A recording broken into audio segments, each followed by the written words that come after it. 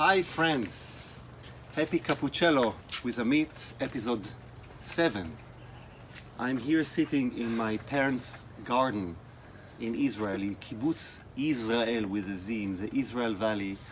This is where we start the day with a cappuccino, and I want to show you a little bit of this amazing garden, and I wish you could smell all the trees and all the vegetables and all the fruits that is around here. So let's go around and see how beautiful it is here in Israel.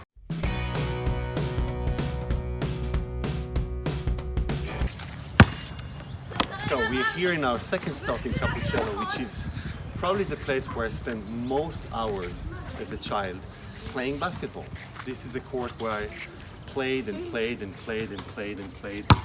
And I wanted to show it to you because if I would practice cello as much as I played basketball in those days, maybe I would actually be a good cellist.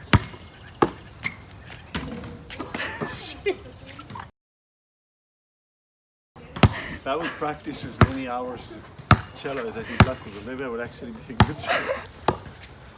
Yes! Now let's walk to the next stop. As I said in many interviews and in the children book that I published, a cello named Pablo, I started to play the cello because of a girl who played cello, and she played the cello every day in a classroom, music room, under where I grew up and studied. And this is a playground of our elementary school, and if you want to see the actual room where she was practicing, it's right here.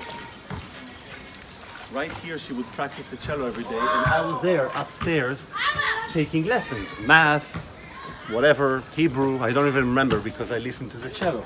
And as I would go down here with the basketball, dribbling it and going to play, I would hear her play this weird instrument, the cello.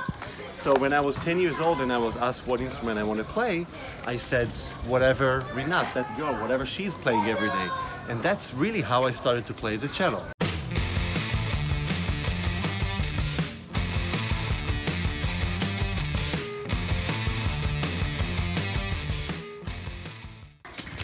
Here in the kibbutz, the classmates, we were 6 of us, we spend the whole day in one classroom, and then we have one teacher that teaches us everything.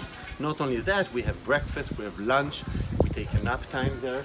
So this is my classroom. This is where I spent 1st grade to 6th grade in elementary school. Here, walk up the stairs, go in with my friends, we would have breakfast, we have to clean the tables, we have to set the table.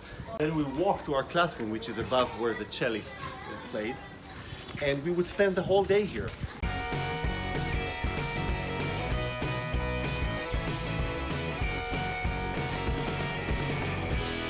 It's hard to believe that in the early 80s of last century, we didn't have phones yet in our homes. We didn't have TV in our homes. But there was one phone in the kibbutz, and I want to show you where it was. Hi. מה נשמע? So this was a public phone of the kibbutz. Right here. You guys probably don't even know how to use that, but you would pick it up, dial the numbers, and call out to whatever you want to call. Not only that, we would stand in line here to call. So if I would want to call my grandmother once in 2 weeks or so, we would come here as a family and stand in line. When we get our turn, we would call our grandparents, and then of course everybody else would listen. Not only that, I remember my first girlfriend. Of course we would send letters to each other, but then I wanted to talk to her on the phone. She was a violinist, and we met in one of those summer camps, orchestras. We were, I don't know, 12 years old, 13. So when I called her, I would have to stand here in line. I didn't want my parents to know that I'm calling this girl. So I would stand here, and then I would call her from here and talk very quietly because there was a line of people and I didn't want them to talk to each other. So when you're texting each other today or Snapchatting or whatever, think of how we started that. I'm in the holy city of Jerusalem, my home country, Israel. I'm having a great cappuccino, and it's the end of an amazing day of traveling with my kids, with my parents, all around Jerusalem. We went to the Kotel, to the Western Wall, we went to the Shuk Machne Yehuda, the best market in the world, and look how happy I am. Just glorious. We're going into the market. This is one of the most famous markets in the world. שוק מחנה יהודה. Listen to the voices. אפשר לקחת כן, אני אקח כבר 100 גרם, בסדר? פה של גבינה. Yeah, I'll take some baklava. How can I choose from all this stuff? You can smell it through the video. Look, you can smell it. Try to smell the smells.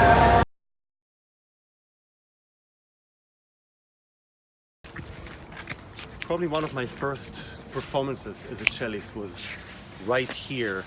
At the end of the lawn we have this stage. It's a kibbutz stage where all the people would get married. We would celebrate Passover, we would celebrate Shavuot, we would celebrate every gathering of the kibbutz, and in one of those I had my first opportunity to actually perform the cello in front of everybody. So today when we complain about playing outside and how bad it is for the instrument, I always remind myself that my first appearance was right here in front of the grass lawn where I grew up.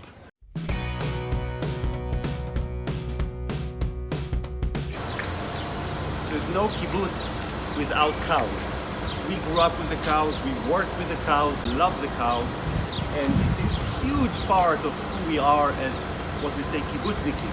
In elementary school up to middle school and high school, we had to spend a day of the week working for 8 hours, working here with the cow.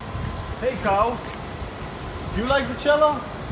Don't run away, don't you remember me? This is also part of the family.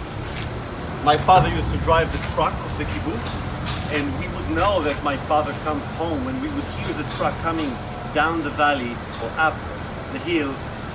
A really fond memory is being a teenager in the kibbutz, going into the age of the army, 18 to 21, because from the age of 16, how cool it is, you get your own little apartment, and the area where the teenagers live together, first time without the parents, you can imagine what is happening every night, is right here.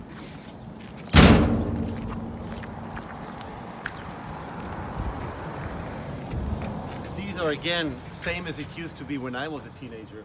We used to be 2 of us in each apartment. It has a bathroom, it has a little kitchen, and most of all, it has privacy.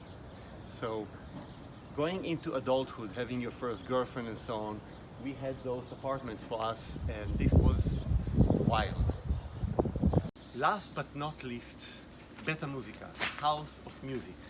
This is where, when I finished with basketball, fell in love with a girl with a cello and started actually studying cello.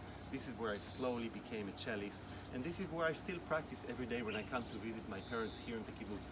So let's go in and see how it goes.